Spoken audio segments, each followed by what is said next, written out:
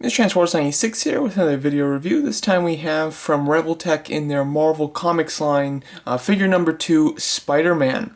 So this is very exciting. I do really like Revoltech figures. I really started to get into them with Ultron Prime and Deadpool, so I definitely wanted to get this Spider-Man, especially with that awesome looking Venom coming up soon. This, would be a fantastic companion piece for it. So, finally got the Spider-Man here, but before we go into the actual figure, let's go over his accessories. You get a bit of a backdrop with this figure. It's something that I really like from Revoltech is that the inner inserts of the packaging can also be taken out and used as a backdrop. Has some nice artwork here of Spider-Man. The Deadpool one also had an image of Deadpool. It was a little bit more of just like a comic book image. This one has a more art feel to it, which is kind of neat. I wish that they would have the same type of theme, like just to kind of pick one. But still, I definitely like the look of this backdrop. You get a standard Revoltech base. The base is quite nice. You have just a pretty simple design here at the bottom, and then the pole that just pegs in to the base. Pegs in quite sturdy. Then you have multiple joints on it, a joint here, here, and at the top. And then you do have a peg that can just peg right into the back of the figure. I find it's quite stable, and it supports them in like flight poses and things like that, which looks great. I will say that with my Deadpool one though, eventually I guess it widened the hole on his back because now it doesn't fit in there very well. So I would use it sparingly. I wouldn't just leave them displayed like that because apparently they can widen the hole a bit, which is definitely a shame. So you can do that, or you do have this piece that can just peg right into it, and then you can hold them with these two little clasps, and then this can also swivel then once it's in there, and then each of the little claws can be hinged as well to fit it as far as how wide the thing is that it's grasping.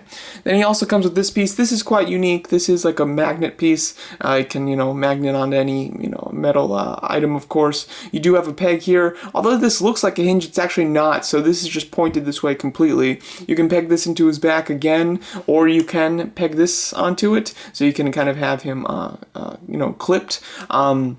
I will say that this doesn't work super well as far as like having him be in a pose where he's like climbing up a wall, because the way that this is tilted, it can't like peg onto his back while having the magnet be in front of him to climb up the wall. And if you use this, then it has to go around his waist, and if you have him crunch forward, you can't get that around his waist. So and if you want him climbing up the wall, his torso would need to be crunched forward. So unfortunately, it doesn't work really well. I was looking kind of forward to doing a few poses like that, but I really haven't been able to because of the way that that's designed. It was a great idea, just wasn't executed that well. You get a nice assortment of hands as well as some extra pegs. These are not wrist pegs though, these are actually shoulder pegs. So if you are worried about the shoulders breaking or anything like that, it's nice to have those spare ones. On my other Revoltech figures though, I've never had that issue, so I don't think that they're quite necessary, but it's nice to have them anyway. As far as the hands go, you get a pair of fists, you get a pair of hands that are kind of opened. They almost have a bit of a trigger finger as well, so I'm not quite sure what these are for. There's no accessory that he comes with that work with these hands, so maybe it's just there if you want to give Spider-Man a gun or something, I don't know, but they seem incredibly unnecessary. Then you have two hands that are shooting the webs, and then two hands that are kind of open, allowing him to crawl on the floor, or just some more expressive type hands. I really like the hands that he comes with. Can't really think of anything else that I'd like him to have. You also get several web pieces, which I definitely like a lot. First of all, you have this web piece that has a peg on it, so you can kind of peg it into his hands. Also has a little loop there. This is kind of just if you want to hang him on something, it's more of a personal thing where you can kind of have it hanging on a shelf or something in your collection, something like that. It's nice to have. I found that wrapping that around like a villain, like a Marvel Legends Green Goblin or something, works really nice. It looks like he's just kind of webbed him up, so I think that's kind of neat for that purpose. Then you have two of these long extended ones that have a little peg on them. They can be pegged right into the hands, the fists actually, and it can look like he's swinging on a web. Then you have these two just hands that are shooting a web, and as you can see, they just peg right into the shooting web's hand, and they fit in very nicely. It is kind of strange that the back end of the web kind of extends this far. I'll show you a pose of him actually using them, but it's just kind of weird that they extend that far. I wish that they didn't. I wish that they kind of just stopped there to make it look like they were coming out of his wrist, you know, or where his web shooter would be. So, you know, those are nice. I like the idea of them, but they're not executed super well. If you wanted to have him shoot like one of these long ones, it doesn't work. These pegs are different than these, so unfortunately they're not interchangeable, which is disappointing.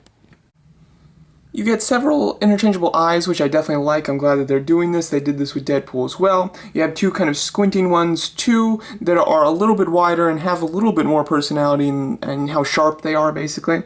Then you have two that are even wider but a little bit more rounded. They're not as sharp. And then you have some that are just completely rounded.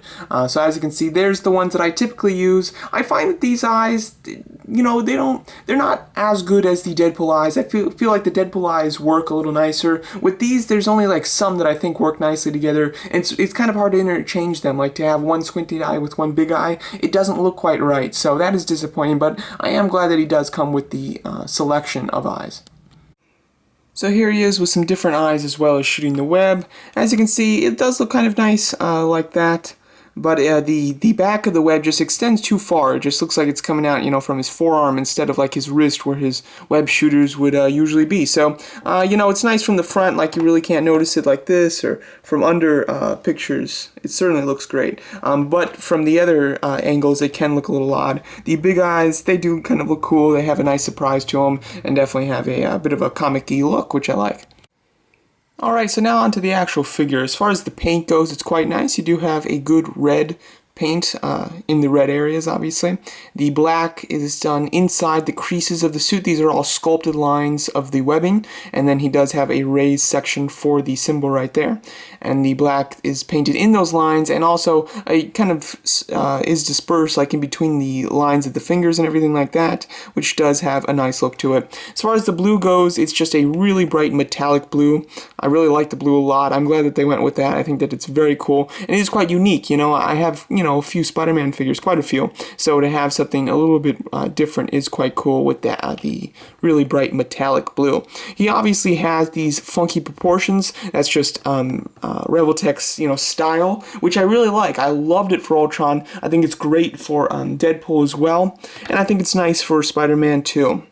Spider-Man's a little bit more pointy than Deadpool. I would say he has pointier shoulders, and when his arms are just kind of like down, there is large gaps in his shoulders, which I do find disappointing. That was something that didn't necessarily have to happen with Deadpool. Deadpool, you could place his arms so that wouldn't happen. With Spider-Man, if you have his arms just kind of to his side, it does have those gaps, which does look odd. When you pose his arms up, the gaps go away, though. So in poses, they're fine, but without poses, they do look a bit odd.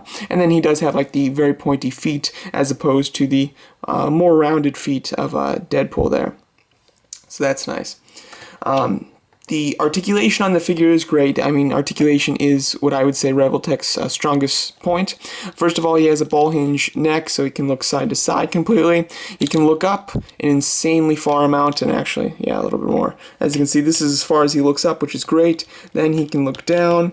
With his head, he can just level off, but then he has another joint at the bottom of the neck that can allow him to look down this much. So I love Revoltech's head articulation. It's so perfect. There's really nothing else that you could want with it, so I love that. Poses are great there.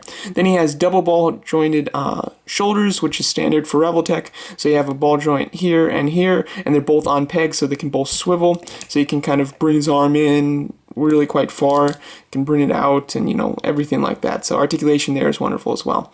He has ball hinge elbows, which can hinge up about this far, which is quite nice. I think that Deadpool could go a little bit deeper than that. Yeah, let's see.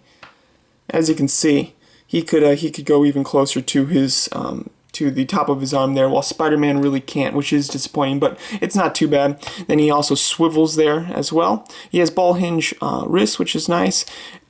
He has an insane ab crunch, as you can see. It can go down this far, which I love about Revoltech, and it can go back about this far. Wish that it could go back slightly more, but still quite good. He has a ball jointed thigh, which works quite nicely, and then his he has a ball joint hip, and then his thigh also is on a ball joint as well, but it does kind of just work like a swivel, particularly on this side. I feel like I have more range with it on this side because the thighs themselves are actually, they have different sculpts. These are not identical to each other. They have different sculpts, so therefore, just the way that the muscles are arranged on this side, I have less clearance when it comes to the joint right here, which is kind of interesting. He has ball hinge knees that are also swivel at 2 points. As you can see, it looks alright. When he bends his knee, it has a very strange look to it. Deadpool didn't have that problem either, so it's just another thing that's kind of disappointing. You really have to get his legs like completely straight to not have any sort of visible odd-looking knee joint. He has a swivel that kind of works as a ball joint at the boot there, and then he has a hinge pivoting ankle, which works quite nicely, but it's not on a ratchet like the other Revoltech figures. The ankle is not ratcheted, which is disappointing. And then lastly, he does have a hinge at the toe, which works quite nicely as well. So articulation on this guy is really quite fantastic.